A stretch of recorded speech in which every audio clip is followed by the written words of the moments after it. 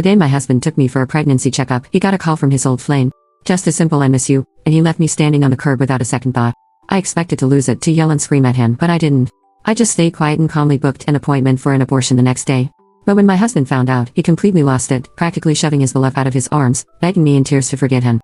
Today was supposed to be the day Chris Blanchard, my husband, took me to the hospital for a pregnancy checkup.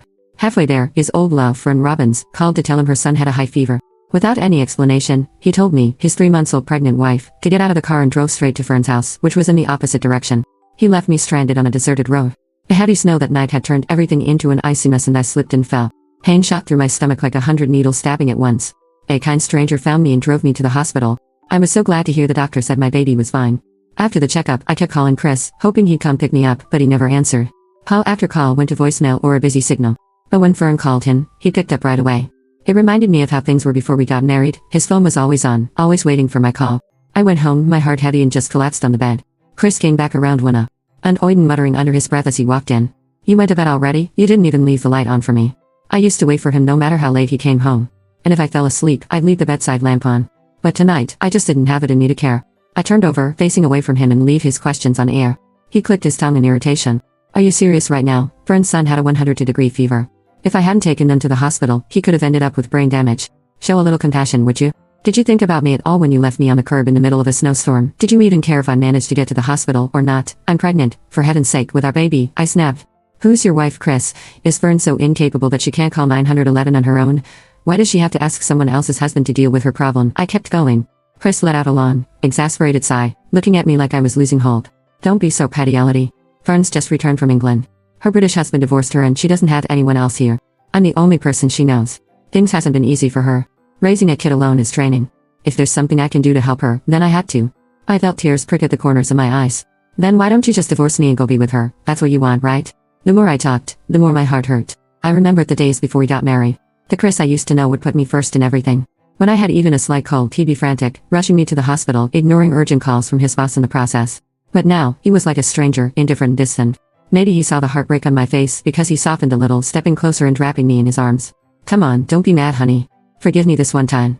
I swear I'll never do it again," he said softly, trying to soothe me. One of his hands slipped under my collar while his lips brushing against my neck. "I've missed you. It's been a while since we've done it."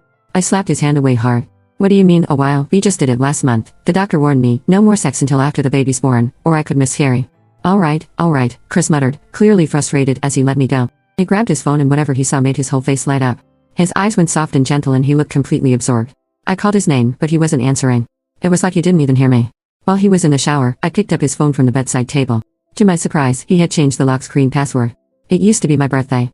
After several failed attempts, I tried entering 1123 and it worked. November 23rd was the day his precious Fern Robbins returned from England after her divorce. I couldn't help but scoff as I unlocked Chris's phone, immediately seeing their message history. Fern's words dripped with sweetness, her constant calling on my husband was getting on my nerves. "Fern, Chris, thank you so much for today. I don't know what I would have done without you. If only you were Tony's dad. Chris, if you don't mind, let Tony call me dad. I actually quite like it." Topped with smiley face. My heart sank, my whole body going numb. It felt like all the blood in my veins froze solid. Just then, a notification popped up, another message from Fern. It was a voice message, just 2 seconds long. I hit play. A young boy's voice chirped, "Thank you, Daddy Chris." I couldn't help but laugh, though it was the kind that laced with bitterness. Here I was, carrying Chris's child and he was off playing father to another woman's son. I could still remember his promises from our wedding night, the vows to love me forever, to be loyal, to cherish only me. It had barely been 3 years and those promises had rusted over. Chris stepped out of the shower, catching sight of me with his phone. His face contorted with rage and he shoved me hard enough that I crashed to the floor.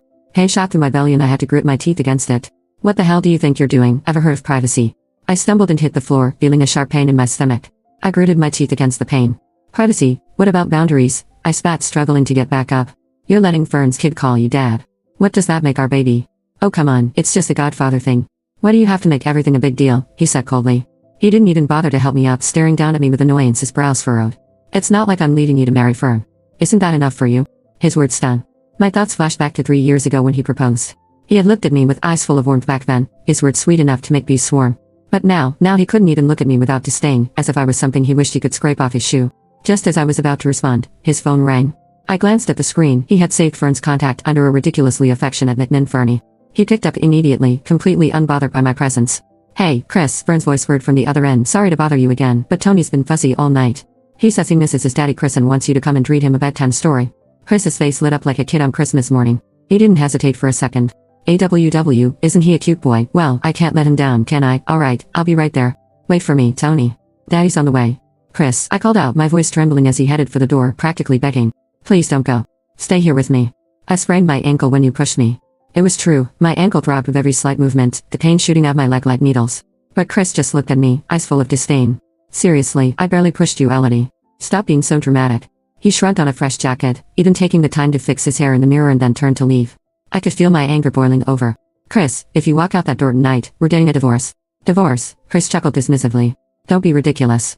You really want our child to grow up fatherless? He paused, turning to look at me. When he saw determination on my face expression, he shook his head in disbelief. Unbelievable. He walked over, scooping me up and dropping me on the bed like he was doing me a favor. There, alright, just stay in bed and rest. You'll be fine by morning. I said nothing, watching him leave.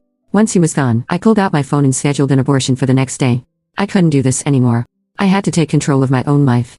Ignoring the pain in my ankle, I hobbled to the freezer, grabbed a washcloth and chilled it until it was cold enough to use as a makeshift ice pack. I pressed it against my swollen ankle, tears streaming down my face. If you wouldn't take care of me, then I'd take care of myself. I didn't sleep a wink that night. It wasn't like I was waiting for him. I just couldn't. But just like what I had in mind, Chris didn't come home. Just as the sky began to lighten, a message from an unknown number came in. There were several photos, all of Chris. He was shirtless, love bites clearly visible on his neck, holding around a 5-year-old boy in his arms. The boy clutched a picture book while Chris read to him, his face gentle and relaxed, the very image of a doting father. I didn't need to ask who had sent the pictures. A moment later, a message came through.